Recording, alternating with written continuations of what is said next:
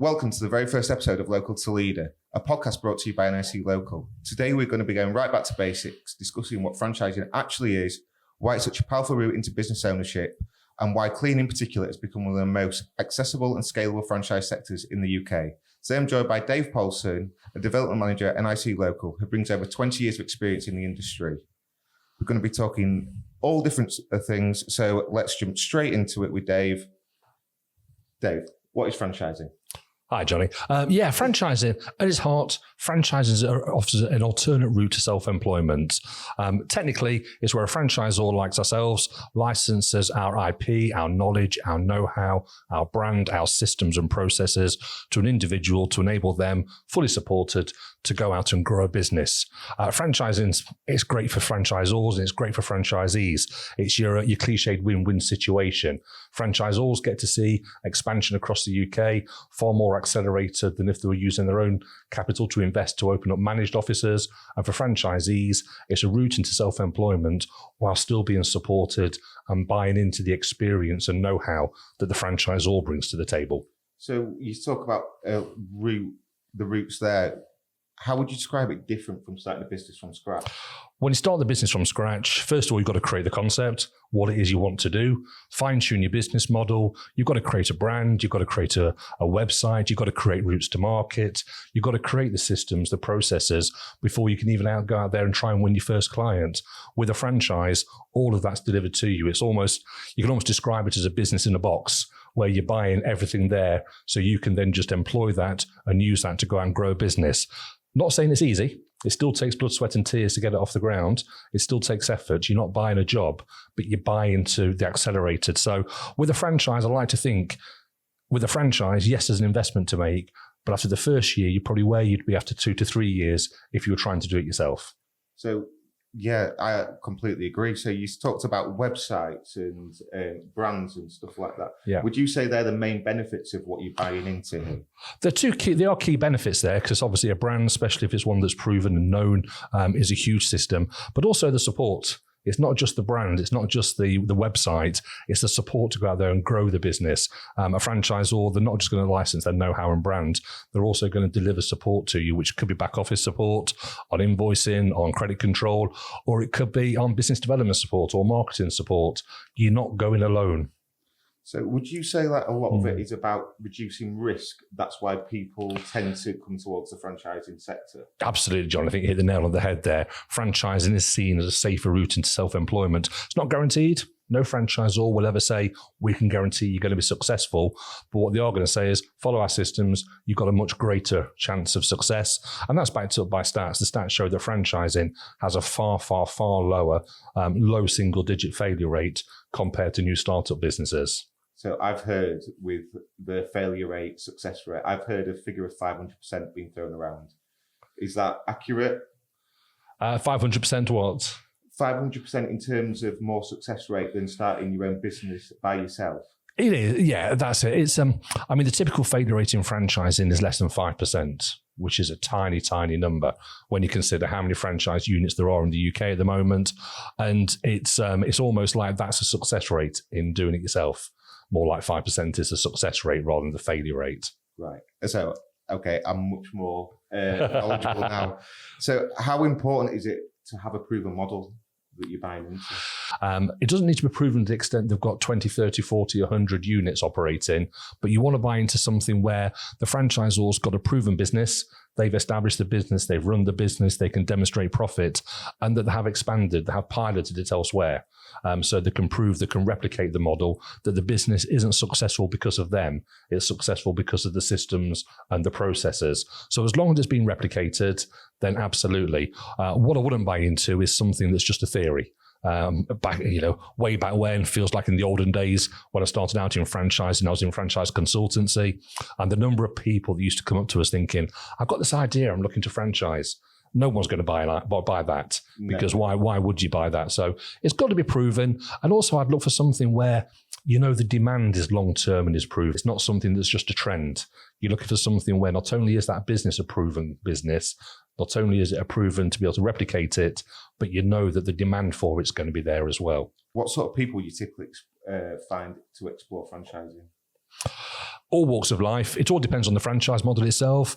If it's going to be an owner-operator, what we call in the industry a man-in-the-van franchise, that will get people from any sort of employment levels. Ours is a management franchise, so we're looking for people that have got middle management and above experience. They've got that ability to lead people, because ours is a very, very people-centric business, but also the ability to be able to scale a business. We're not looking for people wanting to replace a salary. We're wanting people that are looking to build a multi-million pound turnover business. So for that reason, we do look for people that have got that sort of experience in the backgrounds to be able to develop to do that. Okay, so now let's sort of move this conversation to cleaning, because that's the next part of our topic, what we're going to discuss. Yeah. So why is cleaning such a strong sector within this industry? It's always needed. First and foremost, I mentioned earlier, look for something where the demand is proven and the demand is going to be there. Cleaning is always needed. Dirt's not going to disappear. Depending what's going to happen in the industry, in the wider world, with AI, with robotics, that's not going to eradicate dirt in the workplace. Infection risks in hospitals and doctor surgeries, dirt in schools, and contamination of germs in schools. I've got 2 5-year-olds of my own, so I know just how many germs go around schools. It seems like a never-ending cycle. So you need those good cleaning systems to be able to break that cycle. And that's why it's always is such a strong sector, because it's always going to be needed. Would you also add maybe it's an essential part, which I think you touched on there, but recession resistant? It is, yeah.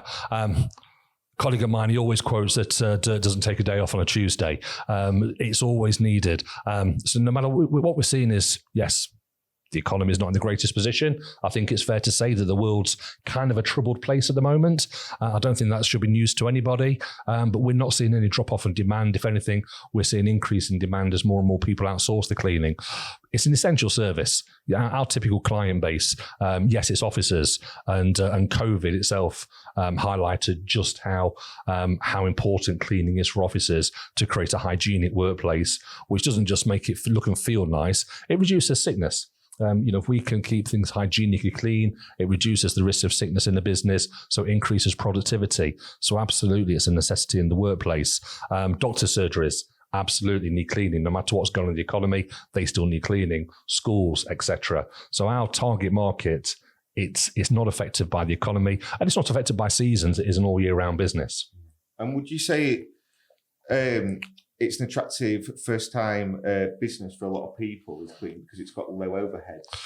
Yeah, because the way we structure our business, you can operate it from home to start off with. You don't need big capital outlay into equipment, because that's done on rental agreements.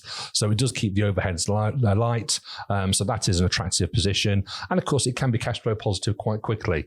It's not a business that's going to take months and months, or even the end of the first year to get the first clients or to get the first billing cycle. We can normally get clients on in the first 2 to 3 months on 30-day payment terms. So it does start generating capital quite quickly, and the time it takes to break even is quite quick compared to other business models out there.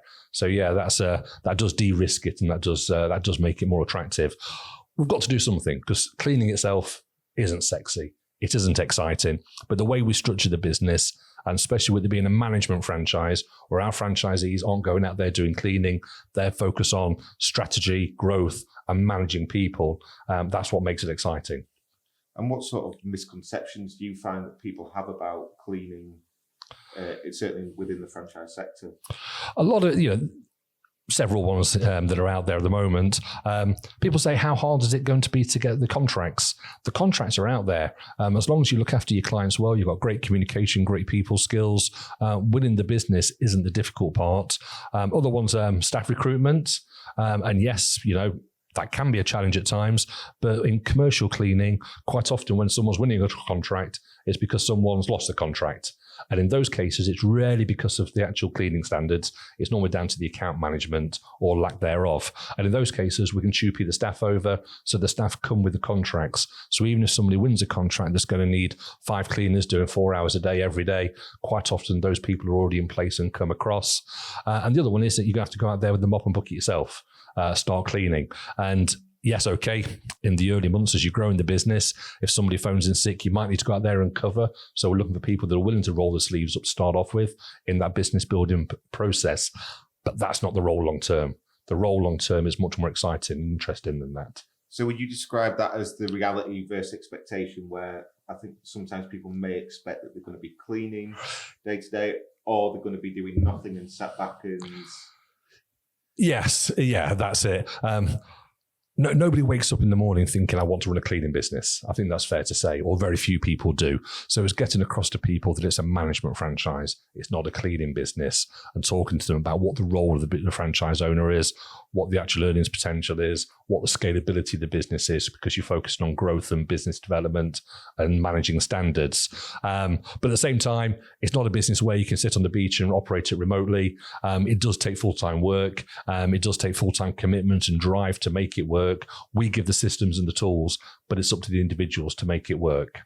Fantastic. So moving then sort of onto NIC Local, where would you believe NIC Local fits into all this? Why is it a good opportunity? NIC Local's proven.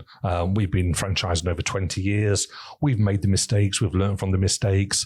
We've developed the processes. We've developed the systems. And we've developed the strength of brand. NIC, it's a known entity. It's a known brand. So when somebody is tendering for business, if they're going up local cleaning companies, NIC instantly is noticeable because of the brand itself, because people know of it, because of the history that the business has got. And the people. It's always a cliche, but it's the people that makes the difference. We're a very strong team, huge amount of experience. Just those of us from the franchise industry, there's myself, a colleague Phil, a new BDM. We've just worked out that between the three of us, we've got almost 80 years experience in franchising. Two of us, myself included, I've been on the board of the British Franchise Association. So our franchise knowledge is huge, but also our commercial cleaning facilities management experience is huge. Chris, our MD, he's got over 20 years in experience in the FM sector. He knows the industry inside out. So what makes us really strong, I believe, is we know both of the industries well that we operate in, the commercial cleaning industry and the franchise industry. And I think that really does set us apart. And how would you say NIC Local is designed to support growth for the franchisees? Yeah, so initially, new franchisees, they've got the initial training course. Part of my role is to recruit franchisees, to onboard them, and then to provide marketing support. So we provide unlimited marketing support to our franchisees. We've got support sites, we've got the portal, so we've got everything there that the franchisee could possibly need, whether it's digital collateral, whether it's printable collateral, whether it's event space, whether it's email campaigns, everything's there for the franchisees, and myself and my colleague Phil to provide that to them. And we work really closely with the franchisees in the first 90 days. We deliver what we call the sales ignition program, and that enables us to work side by side really for the first 90 days. It's not just a case of this is what you need to do, here's how to do it. It's a case of, right, now we're going to do it with you. We're going to import your data into the MailChimp campaign. We're not just going to teach you how to do it. We're going to get your first campaigns out. Okay, let's sit down and look at the analytics. We're going to work through those analytics. Let's make some follow-up calls. We'll be doing that together with them. We'll be going to networking events together with them and embracing all the other parts of the marketing mix that we work with our franchisees, and just getting them into really strong activity in those first 90 days, because that's a key. We're just stopping them from getting into bad habits whilst getting them active on the good habits. But then after that 90 days, they get handed over to a business development manager. This is a key part of ours. We average just one BDM to every 6 or 7 franchisees. Really strong support, and those sorts of ratios we're going to keep as we grow the network.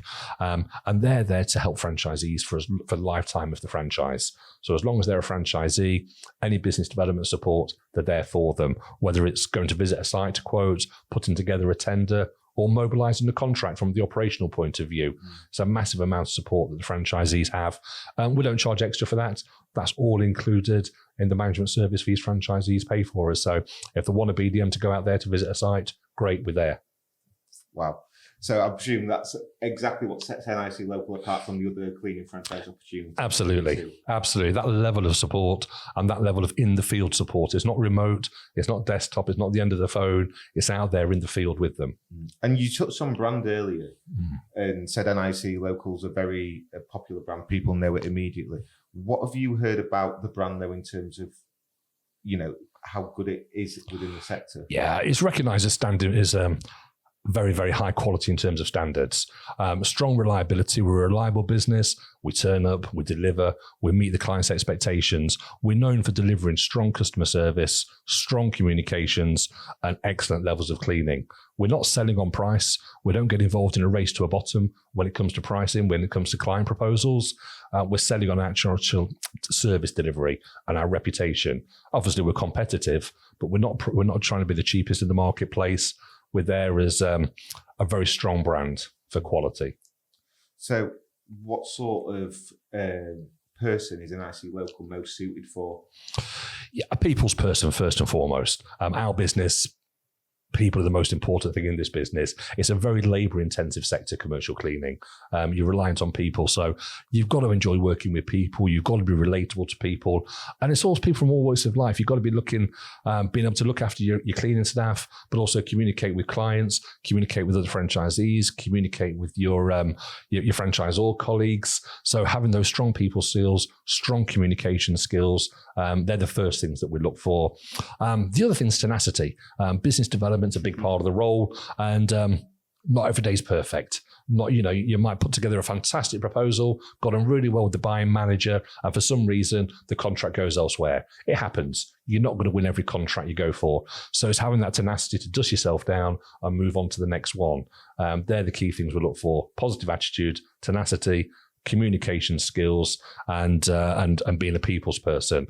It is the personality, really. We can teach them how to operate the business. We know what you need to do to be able to operate a commercial cleaning business and to make it successful. So we look for the personality traits first and foremost, and making sure it's someone that's open to learning. So we're going to be able to teach them and develop them.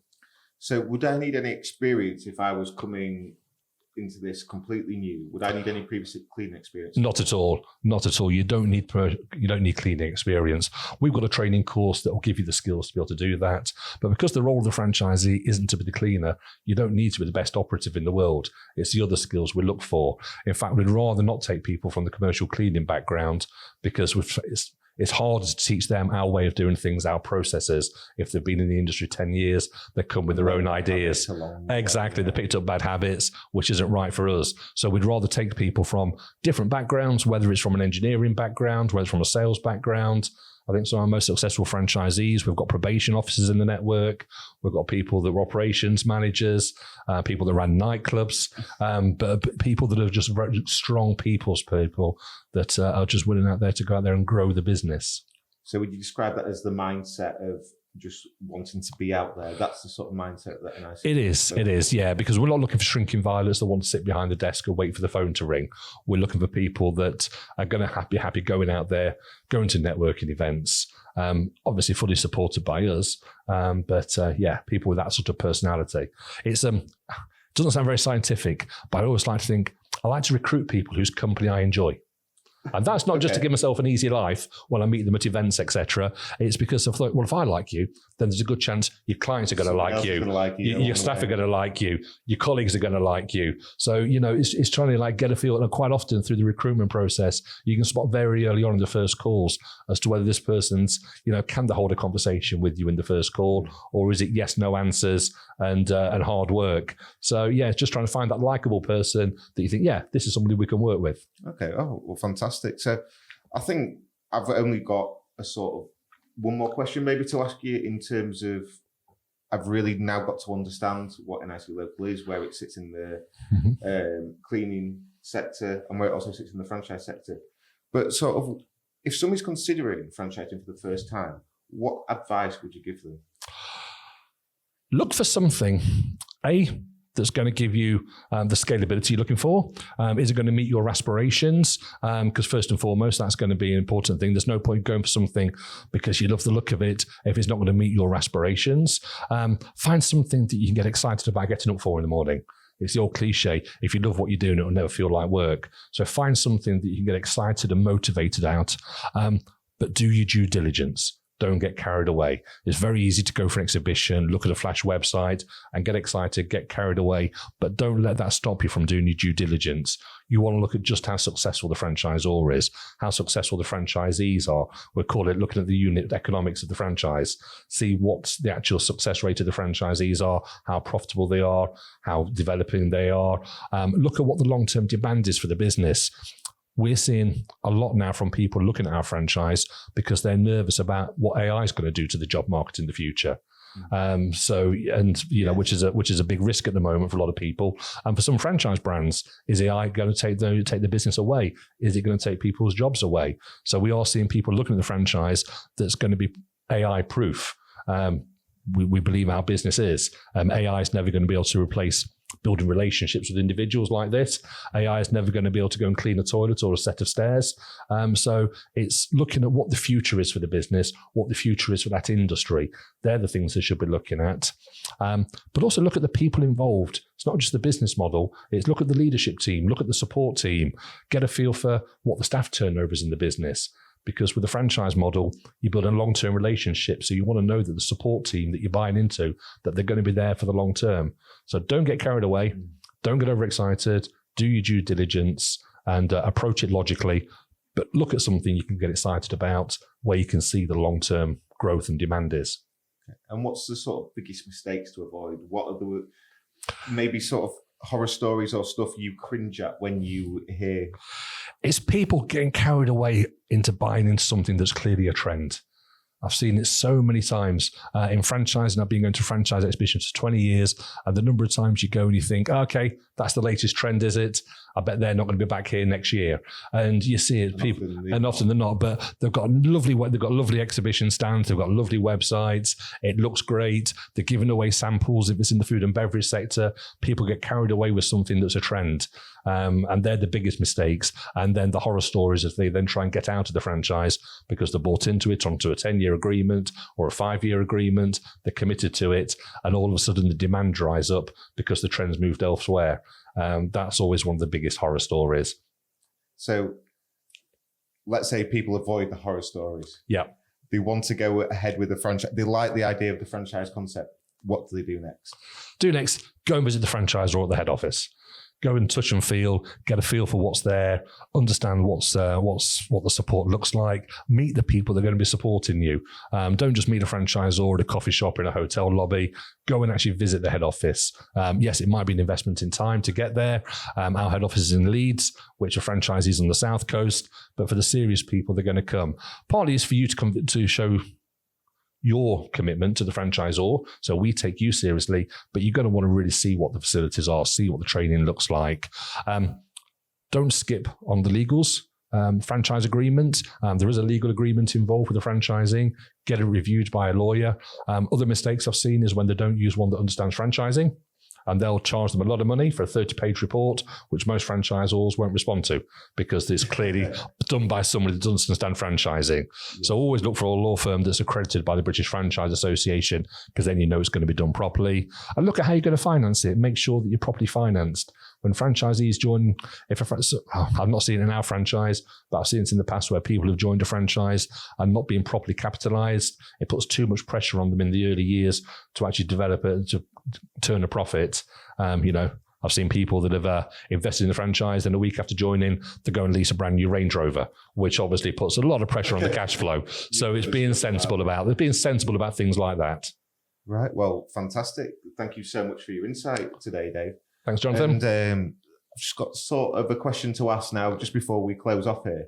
Yeah. Nottingham Forest, what happened in the semi-finals of the Europa League? I thought I got away with it. Gosh darn you. We just didn't show up. It's classic Forest. You're a Leeds fan, so I don't mind having that question from you, Jonathan, because I know we share the same pain. Yeah. We support clubs. We love clubs that make us dream, that make us believe, that make us think maybe this year it's our year. It's the hope that kills you. Yeah. If they were just bang average, I wouldn't mind, but they make you dream that we might get to a European final, you might get to an FA Cup final, and then the last minute, bang, snatched away. As a team, we don't turn up, we go back to form, and it's like, there we go again, another disappointing season. Yeah, I can relate all too well. Yeah, we share the pain there, mate. We definitely do. Well, thank you everybody for joining us on our very first episode of Local to Leader. If you're thinking about starting your own business or want to explore franchising with NIC Local, head over to our website or get in touch with the team. And thank you for listening, and we hope to see you next time. Thank you.